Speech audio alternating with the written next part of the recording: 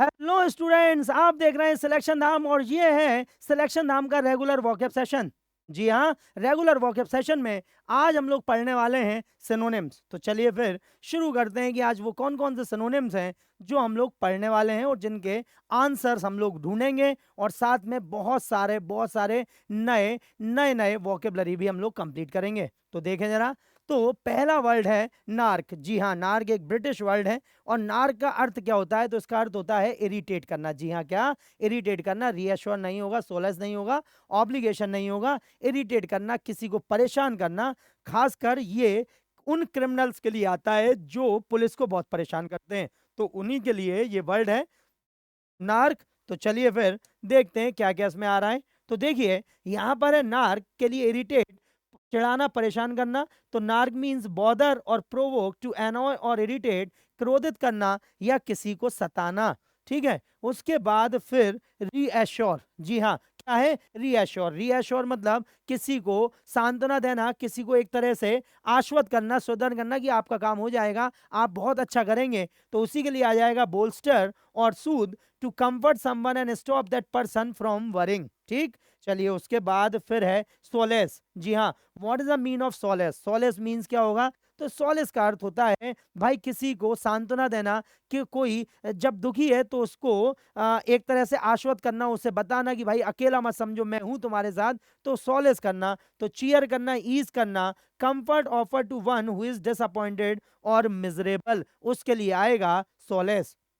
उसके बाद है ऑब्लिगेशन। सो ऑब्लिगेशन मींस क्या होता है भाई? ऑब्लिगेशन का मतलब होता है कृतज्ञ।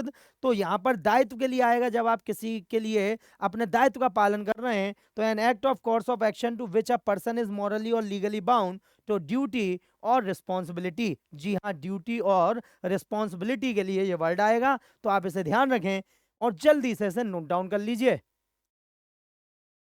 अब है नेसेंस। जी हाँ, नेसेंस मीन्स क्या होता है? तो यहां पर नेसेंस मीन्स क्या होगा, इसका अर्थ क्या होता है? नेसेंस मीन्स क्या होता है? तो नेसेंस के मीन्स होता है कहां से कोई व्यक्ति निकल के आया है, कहां से कोई व्यक्ति, कहां से किसी व्यक्ति की शुरुआत हुई है। तो इसके लिए इंसिपियंस आ जाएगा। क्या आ जाएगा? इंसिपियंस। जो वर्ड है वो बिल्कुल सही है। तो जरा देखें जल्दी से कि क्या इसके बारे में बताया जा रहा है। तो देखिए, इंसिपियंस मीन्स होता है उद्गम या उत्पत्ति। तो भाई कहां से आपकी शुरुआत हुई, कहां से आप निकल कर आए, उसके लिए इंसिपियंस आ जाएगा। नेसेंस के लिए ओरिजिन और जेनेसिस जिसे हम बोलते हैं, बीइंग बोर्न और coming into existence for the first time. आरंभ जिसे हम बोलते हैं, क्या बोलते हैं? आरंभ जिसे हम बोलते हैं। उसके बाद है फिर सेसेशन। जी हाँ, सीज के लिए सेसेशन है, तो फिनिशिंग या stopping an end to something, समाप्ति या विराम या अंत जैसे अपन बोलते हैं, उसी के लिए ये वर्ड आएगा। ठीक है, उसके बाद है ओमेगा। सो ओमेगा मतलब क्या होता है? किसी श्रृंखला का अंत उसके लिए आएगा, तो क्लोजर या ending, the last of a series, किसी श्रृंखला का अंत, जैसे हमने आपको अभी बोल के बताया। उसके बाद है फिर एक्रीमोनियस। तो भाई एक्रीमोनियस का मतलब होता है कड़वे, बिल्कुल कठोर। कहते हैं ना, acrimonious words were exchange between two leaders. तो दोनों नेताओं ने एक दूसरे की ओर कड़े शब्दों का प्रहार किया। तो एग्रीमोनियस, रैनकोरस और हार्श जैसे हम बोलते हैं, कैरेक्टराइज बाय बिटरनेस और शार्पनेस और मैनर्स, स्पीच, टेम्पर, रूखा, उग्र या कटु जैसे हम बोलते हैं, उसी के लिए ये वर्ड आते हैं। तो जरा जल्दी से आप रैनकोरस और हार्श को नोट डाउन कीजिए और फिर हम लोग आगे की स्लाइड की ओर बढ़ते हैं। नेक्स्ट है ड्रेयरी। जी हाँ, so what is the mean of dreary? ठीक है, ड्रेयरी मीन्स क्या होगा? तो यहां पर हम ध्यान रखेंगे, ड्रेयरी मीन्स होता है बिल्कुल नीरस, जिसमें कोई जान ना हो, बेजान हो। तो ऐसे ही लोगों को हम डल कहते हैं। क्या बोलते हैं? डल, DULL। तो ड्रेयरी, तो इट इज कॉल्ड फेथ, डल या सुपरस्टिशियस जैसे हम बोलते हैं। तो डल, सुस्त या मंद, जिसके लिए हमने आपको बताया सुस्त या मंद। ड्रेरी, मोनोटोनस या ब्लीक जैसे हम बोलेंगे, unattractive and having nothing of any interest and therefore likely to make you sad, उदास व नीरस जैसे हम बोलते हैं। ठीक है, उसके बाद है फेथ।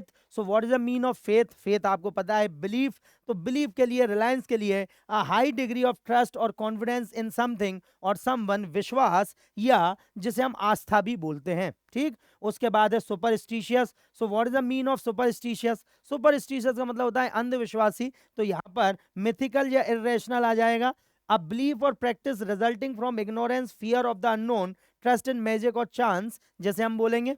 और उसके बाद है active. So what is the mean of active? Active का मतलब होता है एनर्जेटिक और एजाइल, भाई जो बड़ा ही फुर्तीला है, बहुत जिसमें ऊर्जा बहुत है उसके लिए। तो doing things that require physical movement and energy, सक्रिय या चपल जैसे हम बोलते हैं, उसके लिए ही आएगा। तो जरा जल्दी से इसे नोट डाउन कीजिए जिससे हम आगे की ओर बढ़ पाए। उसके बाद है एक्लेशियल। जी हाँ, एक्लेशियल मीन्स क्या होगा? एक्लेशियल मीन्स क्या होगा, कैसे हम इसे जरा जल्दी से देखकर बताएं। एक्लेशियल मीन्स क्या होता है, ठीक है?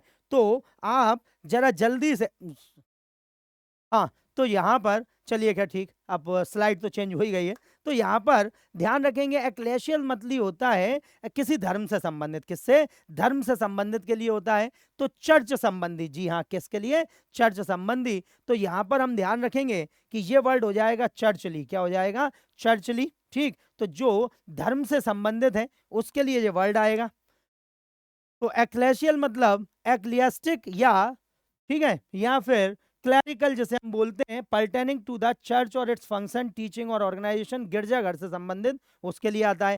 फिर आता है प्रोफेन। प्रोफेन का मतलब होता है अपवित्र या जो धर्म के खिलाफ हो उसके लिए। इररिलीजियस या टेम्पोरल, तो कैरेक्टराइज बाय इररिवरेंस और contempt for God of sacred principle और थिंग्स, अपवित्र या धर्म को भ्रष्ट करने वाला। उसके बाद है सेक्युलर। जी हाँ, सेक्युलर मीन्स क्या होता है? तो यहाँ पर हम ध्यान रखेंगे, सेक्युलर मीन्स होता है जो एक तरह से किसी एक धर्म का सम्मान न करते हुए सारे धर्म का सम्मान करता है, धर्मनिरपेक्ष। तो एथियस्टिक, और फिर आ जाएगा पैगन, ठीक है? तो रिलेटिंग टू वर्ल्डली थिंग्स और to things that are not regarded as religious, spiritual और सैक्रेड, जैसे हम बोलते हैं टेम्पोरल। उसके बाद है प्रोफ्यूज। तो what is the mean of profuse? Profuse का मतलब होता है जो मात्रा में बहुत ज्यादा हो, जिसके लिए। तो एबंडेंट एंड बाउंटीफुल, स्पेंडिंग और giving freely and large amount, प्रचुर या अधिक, ठीक है? तो जरा जल्दी से, एथियस्टिक, पैगन, एबंडेंट और बाउंटीफुल जैसे इंपॉर्टेंट वर्ड हैं ये बहुत ज्यादा, और हमेशा आपसे एग्जाम में पूछे भी जाते हैं। तो जरा जल्दी से आप इसके लिए नोट डाउन कीजिए, ठीक है? तो what is the mean of attune? क्या इसका अर्थ होगा एट्यून का? तो क्या आपको पता है एट्यून का अर्थ क्या होता है? कैसे हम एट्यून को बता सकते हैं एट्यून के लिए? तो यहां पर हम ध्यान रखेंगे, एट्यून का मतलब होता है किसी चीज को मिला लेना, एसिमुलेट करना। तो समावेश करना या अपनाना, जिसके लिए वर्ड आएगा, ठीक है? एसिमुलेट करना। तो एट्यून के लिए एडेप्ट आ जाएगा और अकस्टम्स आ जाएगा। एबल टू अंडरस्टैंड और रिकॉग्नाइज समथिंग, तो अनुकूल करना, तालमेल बिठाना, जिसके लिए वर्ड आएगा, ठीक। उसके बाद है skew. So what is the mean of skew? Skew का अर्थ क्या होगा? तो भाई किसी चीज को फॉल्सिफाई करना या भटका देना, तोड़ना, मरोड़ना। टू अफेक्ट फैक्ट्स और information so that they are not accurate, falsify या डिस्टॉर्ट कर देना। उसके बाद है एस्ट्रेंज। एस्ट्रेंज का मीन्स क्या होगा? हटाना या किसी चीज का बहिष्कार करना, विरोध कर देना। तो एलियनिएट, एलिनिएट और एंटागोनाइज जैसे हम बोलते हैं, उसके लिए वर्ड आएगा ये एलिनिएट। और उसके बाद है डिसरप्ट। जी हाँ, what is the mean of disrupt? इसके लिए क्या अर्थ होगा? तो डिसरप्ट के लिए आ जाएगा फ्रेगमेंट या डिसइंटीग्रेट। क्या हो जाएगा? डिसइंटीग्रेट। तो डिसरप्ट होगा या फ्रेगमेंट या डिसइंटीग्रेट, तो किसी चीज को तितर बितर करना, अलग अलग करना, डिसमेंटल कर देना। तो टू इंटरप्ट और throw something into disorder, fragment या डिसइंटीग्रेट करना, ठीक। इसे आप ध्यान रखेंगे, अच्छे से ध्यान रखेंगे। तो ये आज के हमारे पूरे के पूरे सिनोनिम्स हो गए। आपको बहुत नए सिनोनिम्स हम लाकर देते हैं, और ये सारे के सारे वही हैं जिन्हें हमेशा एग्जाम्स में पूछा जाता है। और ध्यान रखना, लैंग्वेज एक ही होती है, वॉकेब एक ही होती है। आप किसी भी एग्जाम की तैयारी कर रहे हैं, ये सारे के सारे वर्ड्स कॉमन वर्ड्स हैं जो आपको हर एग्जाम में पूछे जाते हैं। तो बिल्कुल बिल्कुल बने रहिए सिलेक्शन धाम के साथ, और हमेशा ध्यान रखिए कि जो भी आपको यहाँ पर पढ़ाया जा रहा है वो बहुत बहुत ज़्यादा इंपॉर्टेंट है, बहुत ज़्यादा उनकी उसकी एक संभावना है जो आने वाले एग्जाम में आपको 100% मिलेगा। तो चलिए फिर मुलाकात करते हैं अपने अगले वीडियो में। जब तक अपना ध्यान रखिए। जय हिंद, जय भारत।